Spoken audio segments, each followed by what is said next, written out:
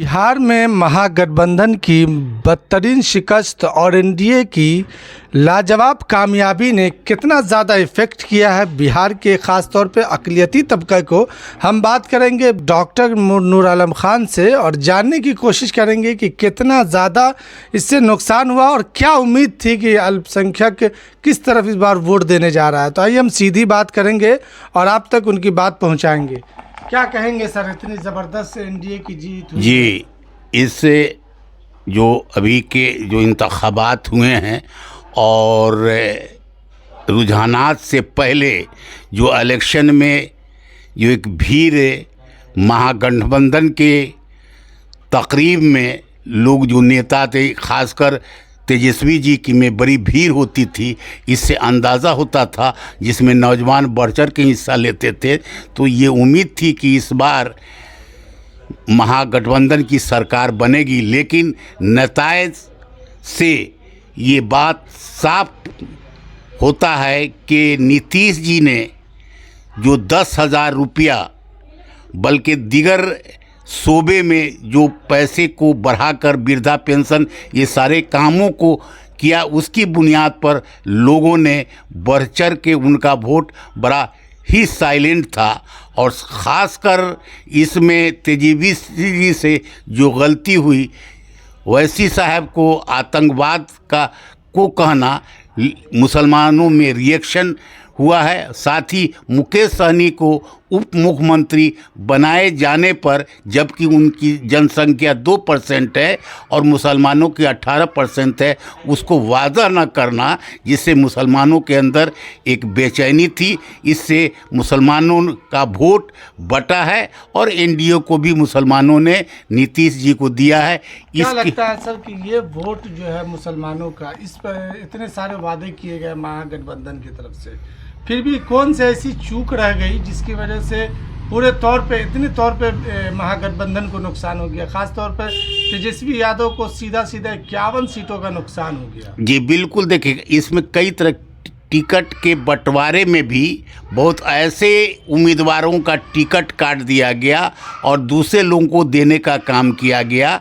एक ये फैक्टर सामने आया है। दूसरी सबसे बड़ी 2-3 चीज़ हम आपको कहेंगे कि जिसमें एक आपस में महागठबंधन में तालमेल, सही तालमेल में बंटवारा आखिरी दिन तक होता रहा। यहाँ तक कि 12 उम्मीदवार आपस में लड़ने का काम किया, जहाँ कांग्रेस और आरजेडी के उम्मीदवार थे, इसलिए दूसरे उम्मीदवार जीतते रहे। ये फैक्टर्स रहा। फिर मुकेश सहनी को उप मुख्यमंत्री बनाने की बात कही, उस पर रहा। तीसरा, वैसी साहब को आतंकवाद का ये कहना।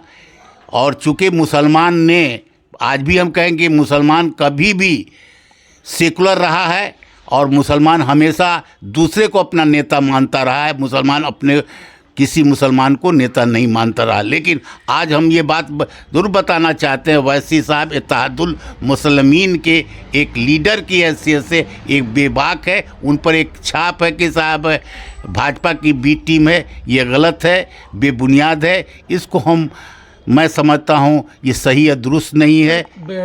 महागठबंधन के खास तौर पर आरजेडी की बात करूँ तो आरजेडी के कद्दावर नेता रह चुके हैं फातिमी साहब, उसके अलावा अब्दुल बारी सिद्दीकी साहब। तो इस चुनाव में क्या आपको ये अंदाज़ा है कि उनको नज़रअंदाज करना, इतना वैल्यू ना देना भी ये बहुत बड़ा नुकसान का? बिल्कुल सही है। मैंने पहले भी कहा था और आज भी आपके चैनल के माध्यम से बताना चाहता हूँ कि आवाम देखना चाहती थी कि अब्दुल बारी सिद्दीकी साहब कदावर नेता हो, वो भी कर्पूरी ठाकुर के वक्त जब लालू प्रसाद हुआ करते थे, उस वक्त भी अब्दुल बारी सिद्दीकी उसी साना बसाना लीडर की हैसियत थे। लेकिन इस इलेक्शन में अब्दुल बारी सिद्दीकी कहीं नहीं थे, फातिमी साहब कहीं नहीं थे। तो ऐसे कदावर नेता को नज़रअंदाज किया गया और ऐसे नेता को जिसको लोग जानता भी नहीं है, उनको आप लेकर घूमने का काम किया प्लेन से। इसलिए अभी उनके लिए 10 साल, अब 20 साल का वक्फा सर्व करेंगे, जबकि अब्दुल बारी साहब ने 30 से 40 साल इस सामाजिक सेवा में उन्होंने अपनी कुर्बानी और बलिदानी देने का काम किया। ऐसे लोगों को भी नज़रअंदाज किया गया है। इसमें अपोजिशन का कई जो हमारे वो लोग का आरोप है कि कांग्रेस जो है वो काफ़ी ज़्यादा जो है महागठबंधन में जो आरजेडी के लिए नुकसानदेह साबित हुआ।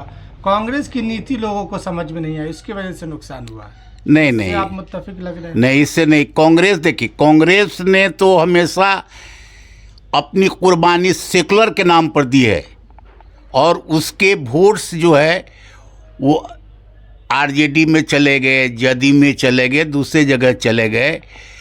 और कांग्रेस सबको साथ लेके चलने वाली पार्टी है। हाँ, शर्त है उसके संगठन में जो लोग हैं सिर्फ नेता हैं, कार्यकर्ता ये अभी तक न बना पा रहे हैं, जबकि पहले कार्यकर्ता ज़्यादा हुआ करते थे। अब कांग्रेस में ज़्यादा नेता हैं, कार्यकर्ता की कमी है और कोऑर्डिनेशन की कमी है। और चूँकि ये महागठबंधन में कोऑर्डिनेशन हुआ ही नहीं, आपको भी मालूम है कि साहब समझौता हो रहा है। वो 70 मांग रहे हैं, आप दे रहे हैं 40 और 50। मुकेश सहनी मांग रहा है 30, आप दे रहे हैं 10। ये चलता चलता अवाम भी कन्फ्यूज़न। आप सीट के बंटवारे में इतनी गलती कर रहे हैं तो आइंदा आप कितनी गलती कर सकते हैं। कई पॉलिटिकल एक्सपर्ट ये कह रहे हैं कि तेजस्वी यादव सिर्फ यादव को खुश करने में लगे थे, दूसरे जो जाति है बिहार में खास तौर पे उसका समर्थन नहीं हासिल कर। हाँ, ये भी बिल्कुल सही है कि लोगों ने देखा कि जो मतलब आपकी आबादी 14% है, आपने उनको 51 सीट देने का काम किया तो सब कोई आपके हाँ में हाँ बोलने वाले लोग नहीं हैं। उनकी निगाह तो है कि भाई हमको भी हिस्सेदारी चाहिए। तो आपने सिर्फ यादवों को खुश करने के लिए आपने सीट इतना देने का, जबकि ये भी बात है कि दूसरे को भी दिया गया, ऐसी बात नहीं है, लेकिन उसके रेशियो में कम रहा है। कुर्मियों को भी दिया गया है, दूसरे लोगों को भी दिया गया है और भूमियारों को भी दिया गया है, लेकिन उससे ज़्यादा अनुपात में, तनासुब में यादवों को ज़्यादा दिया गया है। इसको लेके ये सब चलना चाहिए था, इस पर भी गौर व फिक्र। दूसरी सबसे बड़ी, चूँकि तेजस्वी जी अभी नौजवान हैं और उनके साथ जो चटुकार थे, सलाहकार थे, वो गलत थे और गलत की बुनियाद पर घर में भी कलेश हो रहा है। ये भी एक फैक्टर्स है। वो एक हरियाणा का आया हुआ व्यक्ति यहाँ बिहार की दशा दिशा को क्या जानता है, वो गुमराह करके और तेजस्वी जी उसके चाल में आकर अपने को में फंसने और फंसाने का, और घर जो आज टूट रहा है टूटे नहीं, इसके लिए हम लोग की जुटे।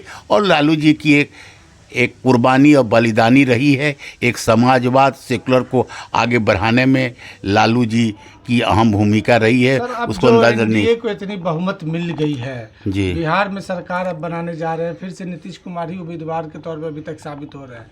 तो अब अपने आप को अल्पसंख्यक समाज इस समीकरण में, इस पॉलिटिकल समीकरण में कहाँ देखती है, किस प्रकार की उम्मीद लगाती है फिर से वो? देखिए, ये बिल्कुल सही है, दुरुस्त है। और पहले से भी लोग कहते आ रहे हैं, नीतीश जी जहाँ यानी दो नज़रिया के लोग एक साथ हों और उसमें नीतीश जी अल्पसंख्यक के लिए भी आवाज़ बुलंद करते रहें, उनके लिए काम करते रहें, वो मदरसा हो, ये दूसरे चीज़ों को देते रहें, उसमें कहीं एक ही उनसे फॉल्ट है, वो वक्त तरमीमी बिल। बाकी उन्होंने कोई भेदभाव नहीं किया है। इसलिए आइंदा भी पूरे अक़लियत को इस बात का है कि साहब नीतीश जी का सीट बढ़ा है। और नीतीश जी पहले भी जो मोहब्बत प्यार देते थे, आपको ये बताएं कि जब यानी गिनती होने से पहले वो जो मज़ार पर गए, हाई कोर्ट के मज़ार पर, वहाँ दुआ किया होगा, ज़रूर किया होगा कि हमारी सीट बढ़ जाए, फिर हमारी हुकूमत हो जाए, फिर हम वो ओहदे पर फैज हो जाएं। तो ये उनके जहन में है। और फिर उस दिन भी उन्होंने कहा कि नहीं, हम जो पहले भी जो हमारी सोच थी उस सोच में कमी नहीं है। अक़लियत समाज इस बार नीतीश कुमार के साथ है पूरे तौर पे? बिल्कुल। ये देखिए, अभी नाउमीदी होती, लेकिन सबसे ज़्यादा खुशी इस बात की है 45 से 85 सीट नीतीश जी को होना, इसलिए मुसलमान भी इससे गौरव हैं। और मुसलमानों का भी यानी 10 से 20% वोट नीतीश जी को मिला है।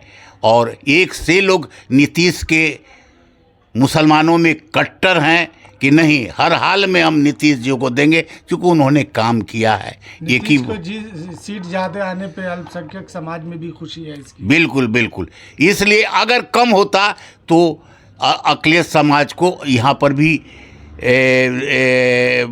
मैंने नाउमीदी, और चूंकि उम्मीद ज़्यादा बढ़ाए कि अब भाजपा नीतीश जी को नहीं हटा सकती, उनके साथ मजबूरी है और नीतीश जी को 5 साल मुख्यमंत्री बनाना होगा। नहीं तो महाराष्ट्र की तरह अगर नीतीश जी को कम सीट आता तो आज ये नंगा नाच, फस्ताई ताकतें जो पूंजीवाद विचार रखने वाले हैं वो करते, आज उनकी ज़बान बंद है। नीतीश जी को ही हर हाल में मुख्यमंत्री होंगे और हमें उम्मीद है कि अब इससे भी बढ़ चढ़ के हर समाज के लिए और ख़ासकर अखिलेश समाज के लिए, और हम इस आपके माध्यम से ये बताना चाहते हैं कि उन्होंने वित्त रहित जितने कॉलेज हैं अब वित्त सहित, और उन्होंने जो कमेटी बनाई है आपने सबको दिया है, और इस कमेटी के माध्यम से उन्हें भी वेतनमान मिले, उन्हें भी पेंशन मिले,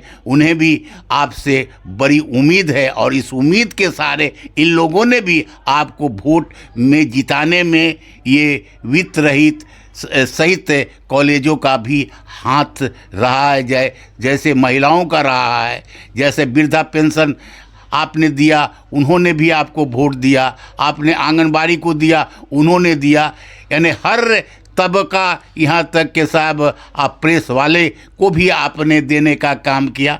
हर वोट, वो वोट सब चुपका वोट था, खामोश वोट था, और इसी बुनियाद पर नीतीश जी जीते हैं तो लोगों में खुशी है। और हम लोगों ने लोगों से जो मिले हैं कहा कि नीतीश जी का सीट बढ़ा है और फिर दोबारा मुख्यमंत्री हो रहे हैं, इससे उम्मीद लोगों की और भी बढ़ गई है। और हम समझते हैं इंशाअल्लाह रहमान अब नीतीश जी उससे भी ज़्यादा अच्छा करेंगे। और एक ये पार्टी में जो चिराग पासवान जी है, हमें समझते हैं आने वाले भविष्य में ये बिहार के मुख्यमंत्री बन सकते हैं, इसमें एबिलिटी है। हम आपको बताना चाहते हैं रामविलास पासवान जी ने जब लालू प्रसाद यादव को कहा था कि आप मुसलमान को मुख्यमंत्री बनाइए, आपको हम हिमायत करने के लिए तैयार हैं, लेकिन उस वक्त भी लालू जी से गलती हुआ था जिसकी बुनियाद पर दोबारा इलेक्शन कराया गया। तो हमारे रामविलास पासवान जी सेकुलर थे, उन्हीं का बेटा भी सेकुलर है। आने वालों में नौजवानों में ये एक बहुत अच्छा सोच रखता है, तेजस्वी जी से बेहतर सोच रखता है। ये इसके पीछे चटुकारों की जमात नहीं है और ये सबको लेके चलने वाला व्यक्ति है। इसके लिए भी हम आशा उम्मीद करते हैं कि साहब सभी के लिए और बिहार के विकास को आगे बढ़ाने का काम करेंगे। और फिर पुनः आपके चैनल के माध्यम से माननीय नीतीश जी को मुबारकबाद देते हैं कि साहब फिर आपको मुख्यमंत्री के कुर्सी पर विराजमान हों और सभी समाज को के विकास में तन मन से इसका विकसित करने का काम करेंगे। जय हिंद। मैं डॉक्टर नूर आलम का बिहार अकलियती विकास मंच का कन्वेनर संयोजक हूँ।